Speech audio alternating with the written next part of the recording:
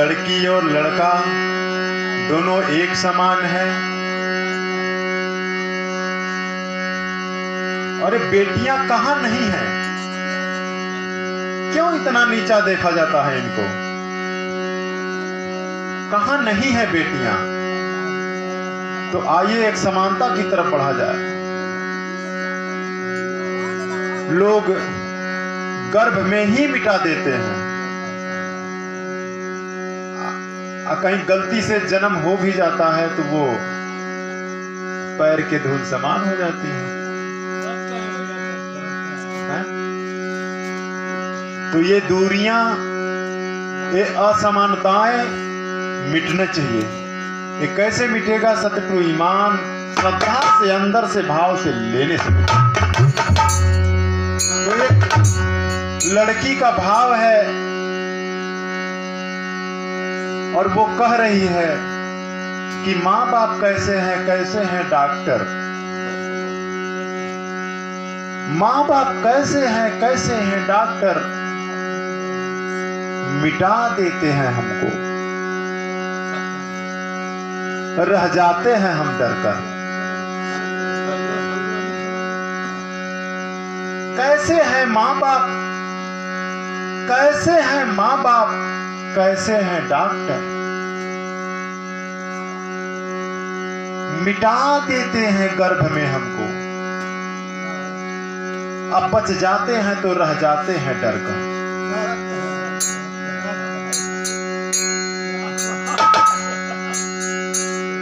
तो अगर सतप्रभु ईमान नहीं आते तो ये मेरे अंदर भाव भी नहीं आता।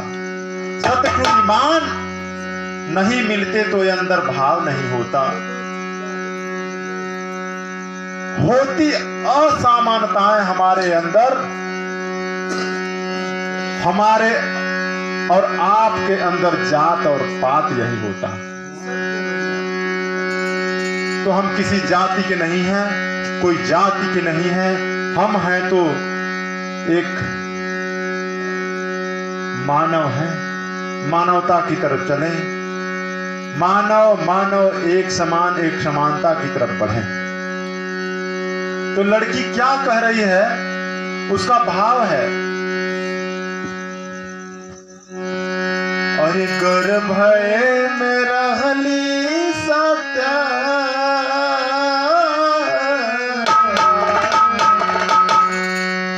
अपने सुखदाई से कह रही है, आत्मा से श्रद्धा लगा के सत्य मिल गए।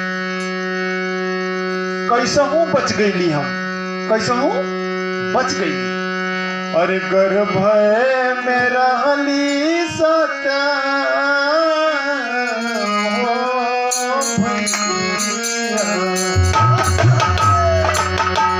अरे गर्भ में रहली सत्या, अरे पड़ल लड़की, अरे नामा सुखो न जनली जनमले।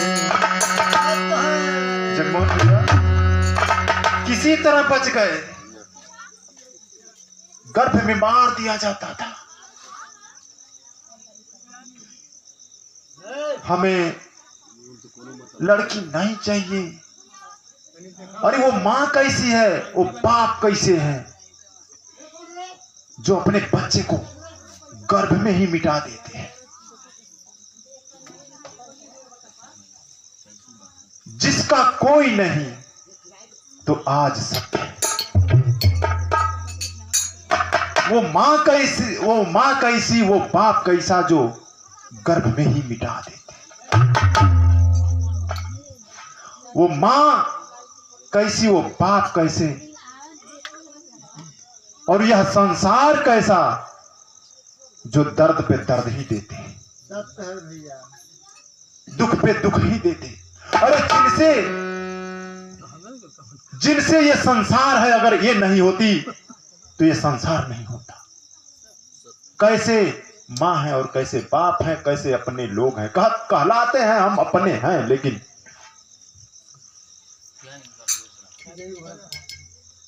इनको क्या क्या कहां कहां रख दिया गया। अरे धरती पर इतना हुआ कि इनका जगह ही छीन लिया गया, इनका जगह ही नहीं रहा। ना पति के यहाँ ठिकान, ना बाप के यहाँ ठिकान। इनके साथ इतनी मनमानी की गई। विश्व पुरुष प्रधान बन गया।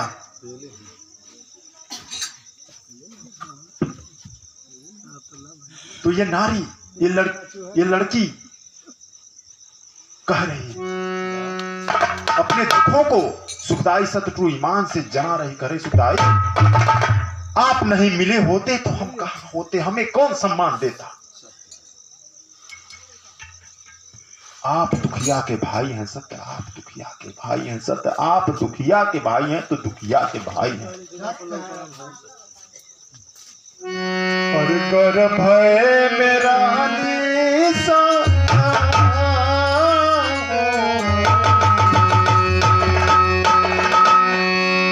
पड़ल लड़की नामा सुख न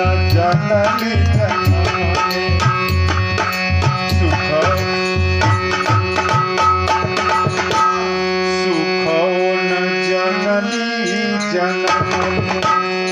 हो जाला जाना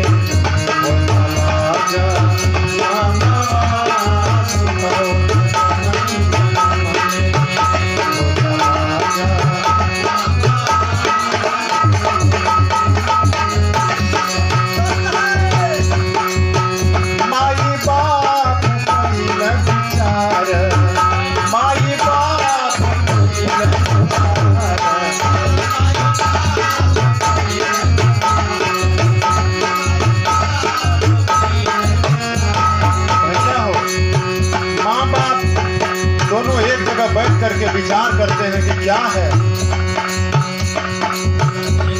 देखते हैं क्या है, लड़की है कि लड़का है। दोनों विचार करते हैं, कहते हैं अगर लड़की होगी तो इसे गर्भ में ही मार देंगे, अगर अपना बिरन होगा तो इसको रख लेंगे, अरे अपना रतन होगा तो इसको रख लेंगे, अरे अपना लड़का होगा तो इसको रख लेंगे, लेकिन लड़की होगी तो मार माई बाप सही नहीं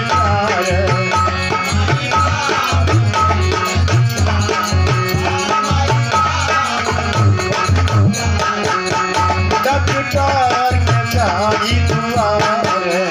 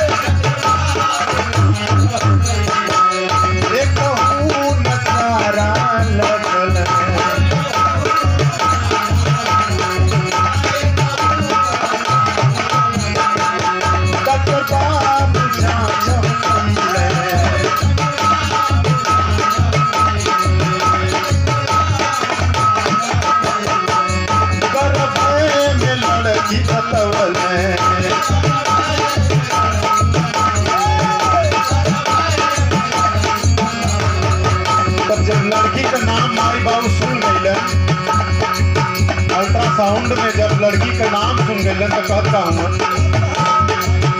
लड़की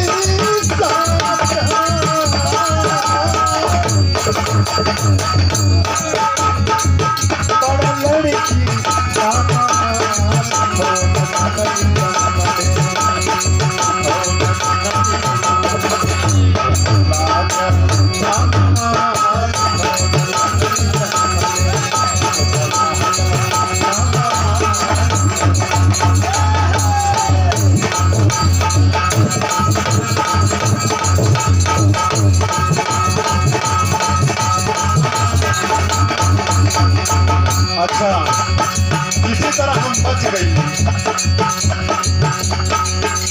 कैसा हूँ हम, वो लड़की बता रही है कि किसी तरह हम बच गए। तो हुआ क्या हमारे साथ,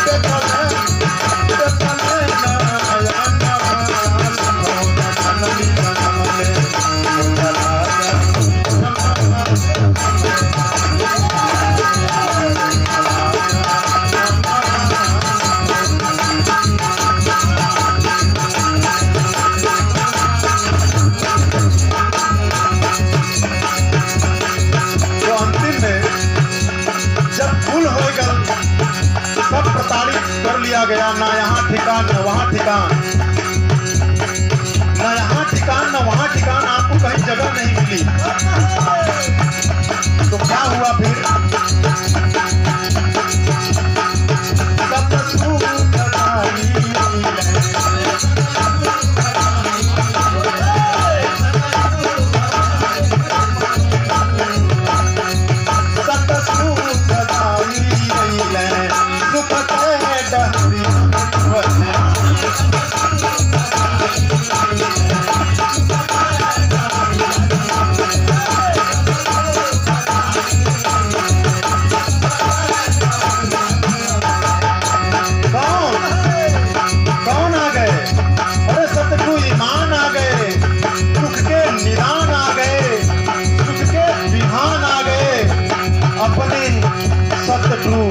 ईमान आ गए और नारियों के विरन आ गए।